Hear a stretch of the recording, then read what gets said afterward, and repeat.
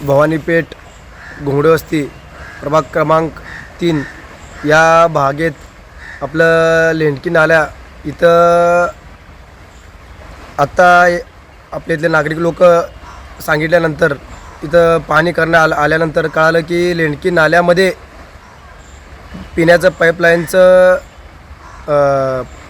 पाणी मोठ्या प्रमाणात वाहून चाललेलं आहे।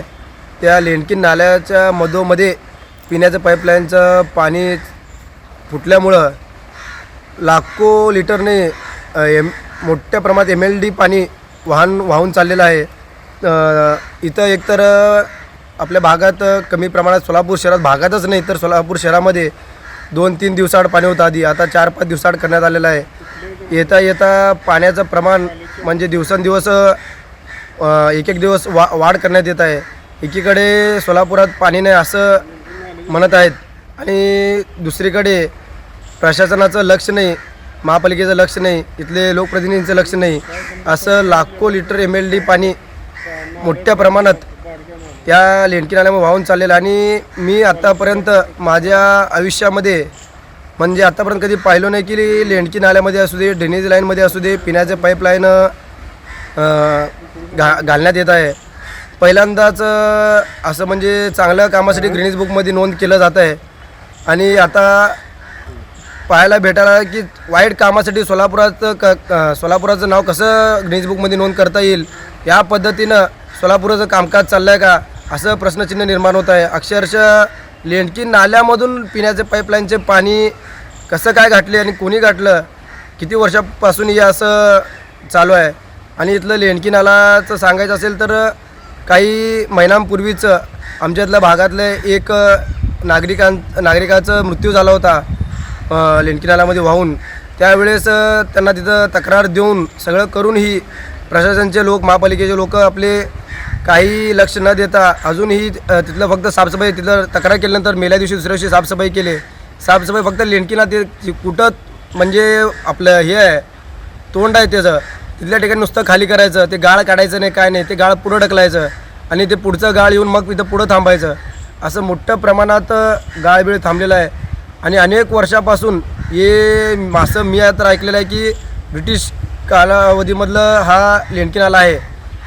आता ब्रिटिश कालावधी जाऊन की अनेक सरकार आले गेले आता आहेत, त्यांना विनंती आहे की एवढं मोठं लेंडकी नाला असून ह्याचं आत्तापर्यंत कोणीही लेंडकी नाल्याचं काम असू दे, टेंडर असू दे, आता पण कोणाला दिलं गेलेलं नाही, याचं काम केलं गेलं नाही, असंच हे गाळ अडकत जाणार, असंच पुढं लोकांचं मृत्यू होत जाणार अडकून, असं मोठ्या प्रमाणात जीवितहानी होऊ शकते आहे। आज सध्या तर आज पाणी आपल्या घोंगडेवस्ती भागात काल आलं पिवळसर आणि लालसर पाणी होतं, वास होतं पाण्याला, प्रेशर कमी होतं। आणि आज आम्ही हा पाईपलाईन बघितल्यानंतर आज पाण्याचं चौकशी केलं की कुठल्या भागात आज पाणी आहे। आज मंगळवारपेठ, पश्चिम मंगळवारपेठ, पूर्व मंगळवारपेठ, दाळिये प्लाट, शहर वस्ती, आपलं ढोरगल्ली अनेक भागात आज पाणी आहे। आज तिथल्या नागरिकांना विचारपूस केल्यानंतर तिथं पण त्यांचं सांगण्यात आलं की घाण पाणी आणि पिवळसर पाणी आहे आणि पाण्याचा वास येत आहे। या ठिकाणी किती पाणी आपण सोडतो आणि किती पाणी कुठून जात आहे ह्याचं काही महापालिकेला घेणं देणं नाही आहे। फक्त आपण सोडायचं, ते कुठं पोचतं ते पोचू दे, असं काम प्रशासनाचं चाललेलं आहे।